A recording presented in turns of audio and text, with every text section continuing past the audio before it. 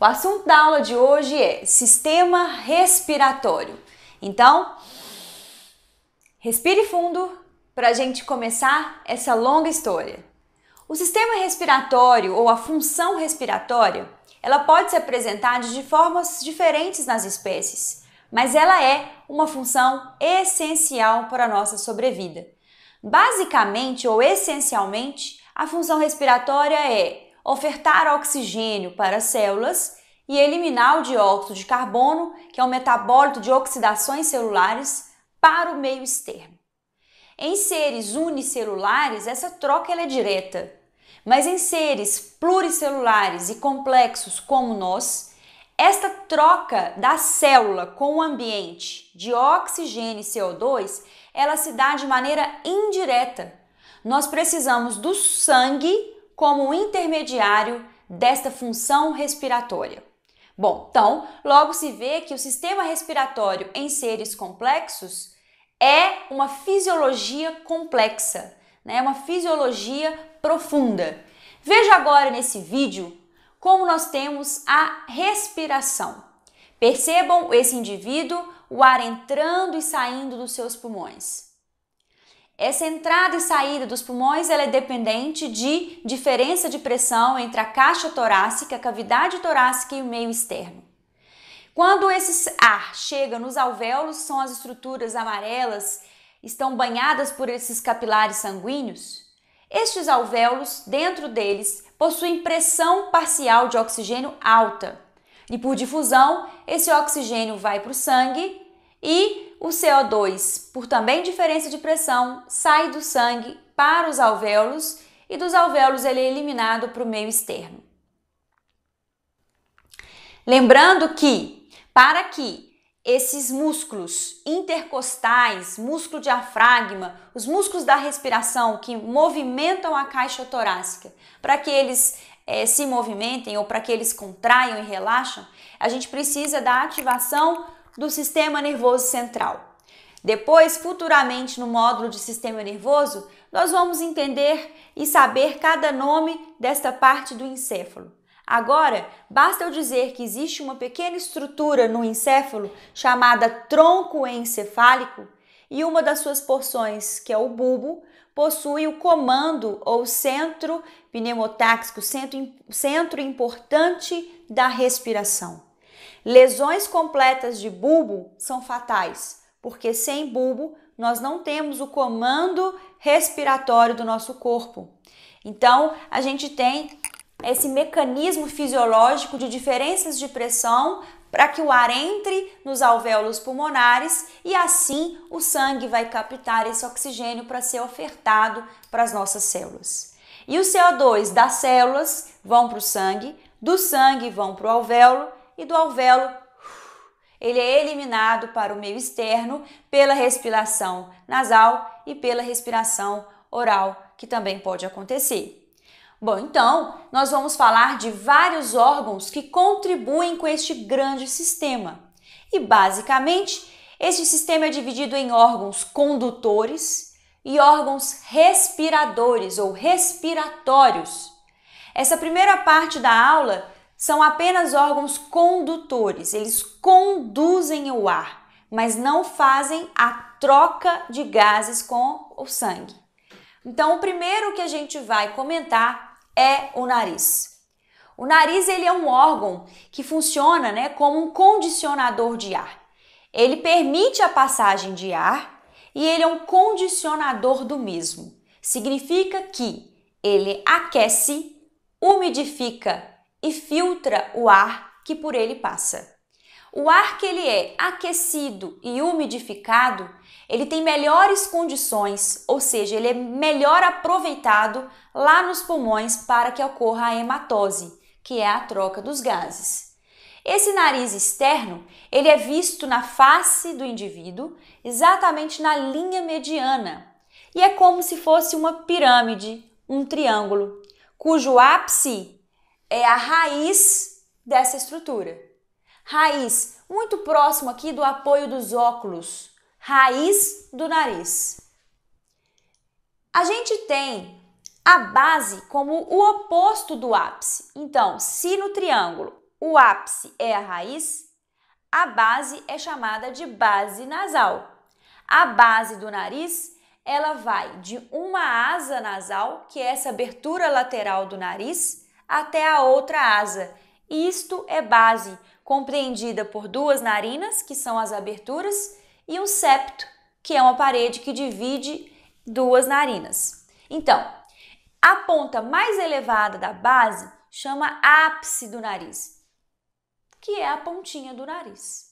Então, observem aqui no nosso esquema, ápice da pirâmide é o raiz, aqui a gente tem a base e a proeminência da base é conhecida como ápice do nariz. Entre o ápice e a raiz existe o dorso nasal. Esse dorso, ele pode se dar da maneira que eu desenhei aqui, que é um dorso côncavo. Eu também tenho o dorso retilíneo, que é o reto, ou o dorso convexo. E aqui nós temos duas aberturas do nariz, que são as narinas. Quando a gente faz um corte mediano da cabeça, mediano ou sagital, que é um corte paralelo ao mediano, a gente expõe a estrutura interna do nariz. E dentro do nariz? Como que a gente divide isso didaticamente? Dentro do nariz nós temos regiões que são chamadas de vestíbulo nasal, cavidade nasal. Então aqui nós temos o item 1.1, que é a cavidade nasal, que segue o vestíbulo nasal. Então eu preciso fazer um corte aqui da cabeça, um corte sagital, para mostrar para vocês as estruturas internas do nariz. E é isso que farei agora nesse vídeo. Olha só, aqui eu tenho uma placa com uma M cabeça. Então eu fiz um corte paramediano para expor as estruturas internas do nariz. Vou levantar aqui. Recapitulando as partes externas do nariz, nós temos raiz, que é essa pontinha, o ápice. Aqui, o ápice do nariz.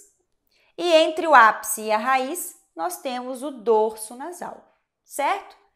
Na parte interna do nariz, é toda revestida por mucosa, que é a mucosa nasal. Essa mucosa nasal, ela é altamente vascularizada. E essa vascularização, essa riqueza de capilares sanguíneos, ela faz com que o ar fique mais aquecido e umidificado. Além disso, por ter muito sangue, então é um local favorável para a absorção de muitos medicamentos. Então nós temos medicamentos que são administrados por via nasal, inalatória. Bom, então vamos lá para as regiões. O vestíbulo nasal é a primeira entrada do nariz. É a região dilatada, revestida por pele mucosa, que possui pelos. Sabe essa parte que tem pelo no nariz? Pois é, ela é chamada de vestíbulo nasal. Os pelos são estruturas importantes para filtrar o ar. Então, nenhuma estrutura existe no nosso corpo à toa. Tudo tem o seu motivo de ser. E estes pelos nasais, eles são importantes para filtrar o ar. Seguindo o vestíbulo, nós temos a grande região chamada cavidade nasal. A cavidade nasal, ela é compreendida por uma mucosa respiratória e uma mucosa olfatória. Aqui nós temos a parte superior da cavidade nasal como mucosa olfatória. E a maior parte aqui, restante, é a mucosa respiratória, que entra em contato com o ar para condicioná-lo para o pulmão. Eu tenho aqui a narina como a abertura anterior do nariz e eu tenho aqui a região de coânos como a abertura posterior de nariz. Posterior. Bom, e agora a gente vai estudar que essa cavidade nasal, ela compreende as estruturas, que são as 3 conchas nasais, que são elevações formadas por osso revestida por mucosa. Vejam aqui. Letra A, concha nasal superior. Letra B, concha nasal média. Letra C, concha nasal inferior.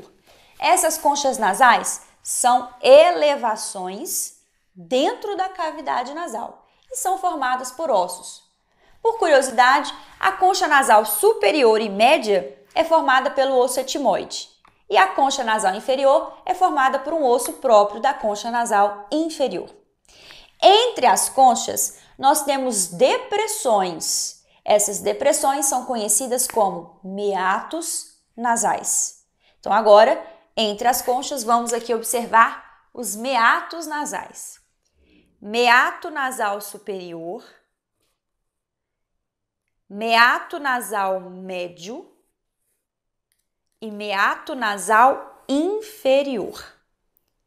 Mais uma vez, meato nasal superior, ele está abaixo da concha nasal superior.